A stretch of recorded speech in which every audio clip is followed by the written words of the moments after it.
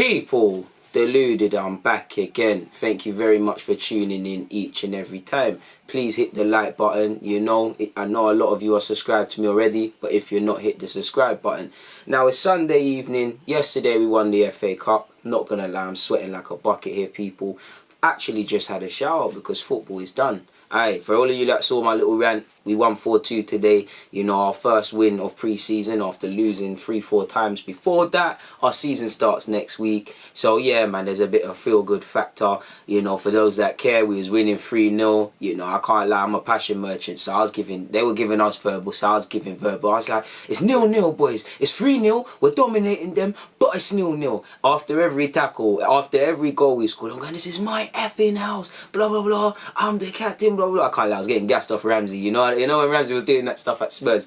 But anyways, we're dominating now, people, and then boom, both teams got pens. Both penalties were not penalties. The referee needs to hand his P45 in. If you're watching this, allow me. But either way, yeah, it was 2 Buki pens. They had a Buki pen and we failed to deal with a set piece. It's 3-2. I'm not gonna lie, people. In my head, I'm thinking, yo, I'm not trying to eat humble pie today. I've been talking worse. And they had numerous chances to score. Obviously, my guy Prince sealed the game with 4-2. So yeah, it's nice to win. So it's been a good weekend for me. Now, in relation to Martinez, Martinez, our goalkeeper. We can't have anything but admiration for him. Even if you don't give a crap about Arsenal, about him, or about, anything about football. Just the man's had a goal. We all like an underdog story. He's come from poverty. Just to be a professional footballer and look after his family at base level is great. But he wanted more than that. That's the end goal. That's all that matters ultimately. But he wanted more than that. He was hell-bent on this Arsenal #1. And all of us were saying it's a myth, He's been there for a while. He's played a couple games, but we weren't really seeing this. But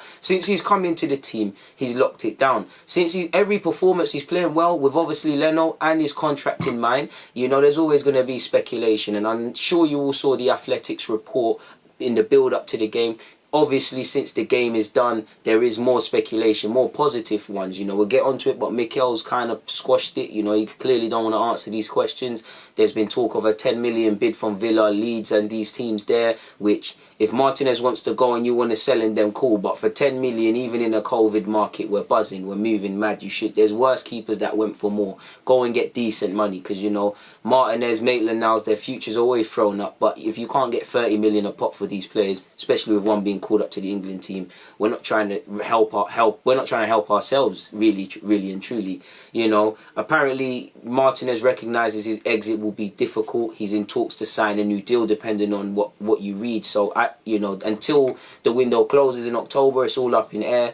Clearly Arteta, Martinez and Leno have had conversations separately with the gaffer to how they feel, and it's simply the made the best man win. Like Arteta said, you don't want keepers to be happy. You don't want Martinez to accept his number 2. Leno the same. They keep pushing each other. When you've got a target on your back, it's a bit scary. I'm not trying to, Bellerin played well and got subbed, but just to paint the picture, some might say Carl Bellerin's not really had consistent competition at that right back role, and it's kind of been a free spot. Has he kicked on as much as he potentially could? I don't know if that's the single reason. We know there's injuries and other legit reasons people for such, but I'm just trying to paint an old picture for you. Sorry for leaning, people. My phone is dead. I've literally just got home and had a shower, so I'm charging it. So I have to, as far as the charger goes, to get, are not donating enough peas for me to have a charger that just lifts up. No, I'm joking. But on a serious note, before I get into what the Athletics said, or specifically Adam Crafton, since the game, it's important to remember, Mikel has said, Emi has shown in the last few months what he's able to do for this club. I'm convinced he has the level to play for us consistently at that level. He showed today in a final, but I cannot stop the speculation. That is something I cannot stop, and what others can write about us. He said, in relation to any firm bids, he said, I'm not going to discuss publicly what is happening with other players. Apparently, there's been no official offers. Now, there's been emerging reports, I think Fabrizio Romano amongst other journalists has said, Arsenal do not want to sell Emi Martinez, despite the interest of Leeds and Aston Villa. Martinez representatives recognise his exit is very difficult. apparently Arsenal have been prepared to sell him. But like I said, you know, there's been talk of him signing a new deal, and in the last 24 hours there's been talk of being close to a new deal. Again, I don't know where his future is when you're talking about new contracts and moving away, and a delicate situation of two keepers and the need for Arsenal to raise funds. People are going to keep their cards close to their chest, so it's difficult to see what the truth is. So we have to let it develop. You know, all that matters is he here come October? For Arsenal fans, we're spoilt for choice. You know, in an ideal world, you want two great players in every position, sort of thing. Fantastic depth, but you can't really have two keepers. One needs to accept being a number one. You can't really have two out-and-out number ones that you all want to play. So something is going to have to give. And right now, Martinez is gladly winning the race. But The Athletic said Arsenal are prepared to sell Martinez. Mikel and his staff, however, still consider Leno to be first choice. With the German now fit again to resume his duties, Arsenal feel they have little choice but to allow Martinez to leave.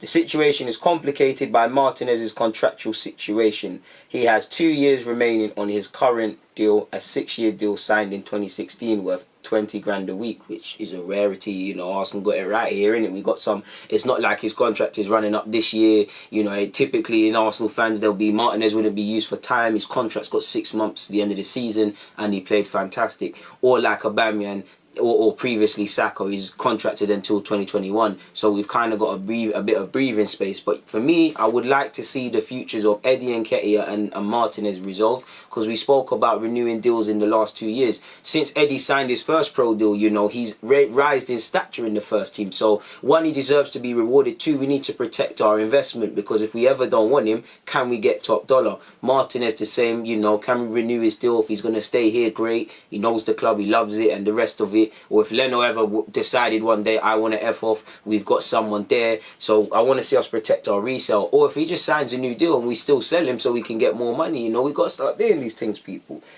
So yeah, Martinez's representatives have been seeking to renegotiate terms for some time to reflect his growing contribution to the club, and as they should be. You know, he's been at the club for a while. He is a senior player. 20 grand a week's a crap load of money, but there's number twos probably earning a lot more within their club's dynamics. You've got to look out for your client.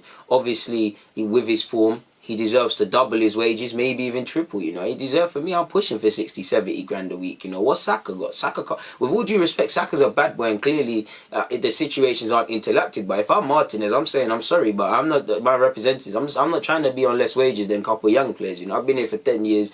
One man's been up as fantastic as Saka's been, and I'm not trying to say anything about Saka. He signed mad terms. I think it's 30 grand a week. So technically, right now he's on more than me. You're violating. I got things to buy. I'm a big man.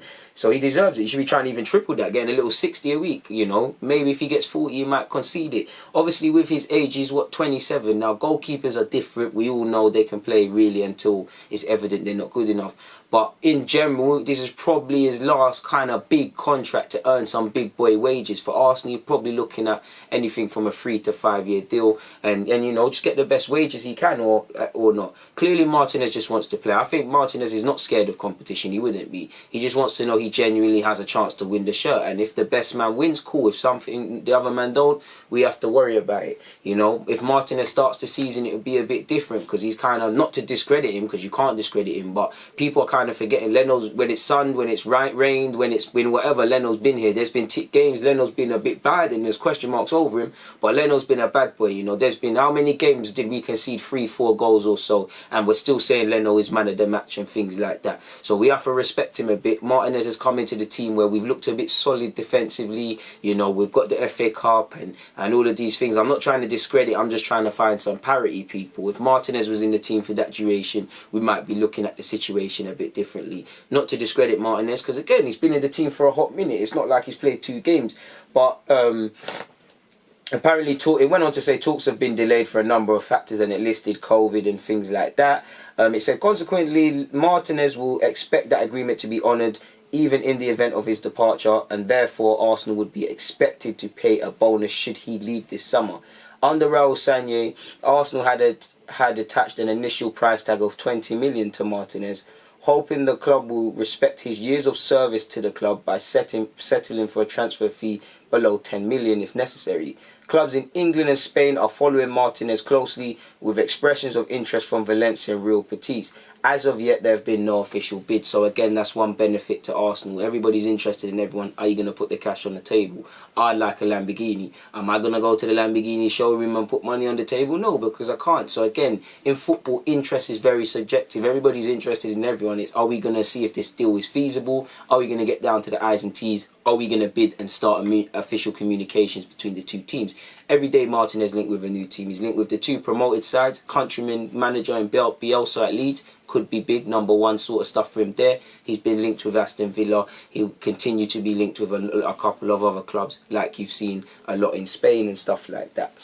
Which Spain way of life might, not that he, you know, him and Bellerin have been in England for forever now. The weather and these things are probably irrelevant, but Spain is probably as close as it gets to Argentina in terms of, you know, weather and things. Not that I know anything like that. The language barrier could be good as well. So it is what it is. If Martinez goes, Arsenal will enter the market for a new number 2 goalkeeper. The third choice, Matt Macey, has just a year remaining on his contract, and with no plans for an extension, Arsenal are understood to be open to offers for the 25-year-old, who probably will depart. He could very much make a career of being that third choice goalkeeper just about for the sake of it, Macey, because he's 25, but it's down to him. Now, maybe the club do sell Martinez, even though I don't want it to happen, because, you know, there was talk of looking for a number 2 before Martinez entered the scene with this purple patch of form. So, you know, have them scouting reports gone away? Have them targets gone away? Apparently, we looked for Noble. Did we not look for that? What's that German keeper, man? Schubert, I can't say his name. He made a couple mistakes one game last season. Can't remember his name, but we've been linked with number 2. So I can't imagine the dossier or the reports or the analysis that the scouts have done, even though a lot have left the club, just goes away. Can you still bring up them USBs? And, you know, if we say we're selling Martinez, can you find a competent number 2? Which I don't think you're going to find someone better than him, with all respect, right now. But can you do that? Things keep moving the way it is. Apparently, Arsenal admirers of Spanish goalkeeper David Reiner, who worked with goalkeeping coach Inaki Kana at Brentford and holds the appeal of qualifying as a homegrown player on the account of his time in the Blackburn Academy. So yeah, the homegrown thing, that's probably why, you know, we can't just sell. Even Martinez comes under that degree. Bellerin, I believe, technically. Maitland-Niles, who's been linked. Joe Willock, who people might not rate. Eddie Nketiah, you know. Who else is there? Chambers, Rob Holding. We need to keep these homegrown players literally for registration purposes. So not all of them will be leaving. That's why you'll probably see us sell a couple. But we'll have to hang on to even Emil Smith-Rowe and Nelson, if there is any discussions about any of them potentially going out on loan, people. As you remember, earlier this month on Argentinian radio, he said, I have shown the club that I can play for them, and when I return next season, I need to have more games. That is the only way I'll stay at Arsenal. My target is to consolidate my place with Arsenal and to become Argentina number 1. I won't stop until I get that, and if I don't play for Arsenal, then clearly I would move on. So yeah, it is what it is in that regards, man. I think he badly wants it to work, but if it don't work, man, want to play games. I can leave with my head held high. I've won some trophies for Arsenal. I've got my opportunity. I've seized it. I now want to do this thing at a national level, and I just want to play games because I'm not of the age to sit about. I want to play games or be in a team where I can legitimately be an option. So we'll have to see how that one happens, people, really and truly. Away from Martinez though, and I know this video is focused on Martinez, but I'm pretty sure you also saw Aubameyang's brother on Instagram saying, well, I've got it in quotes, I'm coming to London on Monday or Tuesday, but I can't tell you for what. Now, again, that could be for anything. Hopefully that's for positive Aubameyang news. We've got the Community Shield out the way. We've got the league to come. Can we start the league season with clarity over our captain to go with everything else? In relation to Lucas Torreira, who wasn't about and he's been linked with a move away, apparently Arsenal want 28 to 30 million euros up front for anybody that wants that. He's been linked with, you know, Roma, Fiorentina, Napoli, just a bare clubs Torreira's been linked with, mainly on loan moves. Apparently his agent has said, there are many requests for Torreira, but there is nothing official. I have received many queries, but we have nothing official on the table. The player is training with Arsenal. The coach Arteta has to make a decision if he really needs Torreira or not. But all this press talk about is more publicity than reality. Today the market is a bit stuck.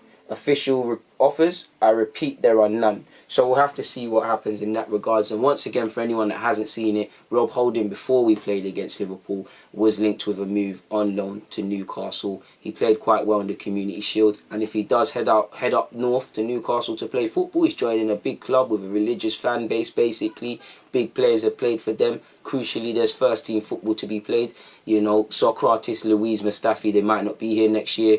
You can put yourself in the shop windows. Prove Arteta wrong if this does happen, that he shouldn't have loaned you out and he was stupid for doing such. And show that you can have plans at this club for next season. Or if not, put yourself in the shop window for anybody else who thinks that you're level. So we're wishing Holding all the best if there is any legs to that rumour. But again, this is all speculation. And I believe the one theme you've seen in everything I've spoken about is they've all said no official offers. There might be, but to fans, we can't see any. So there's nothing more to add on that front, really and truly. Hopefully Martinez stays. Hopefully, you know, Maitland now stays as well. Hopefully we can announce some additions as well as Aubameyang's contract, in addition to Willian, like I said. So yeah, thank you very much for tuning in, people. Make sure you hit the like button. Make sure you subscribe. Make sure you comment. On that note, please stay safe. DG, I'm out.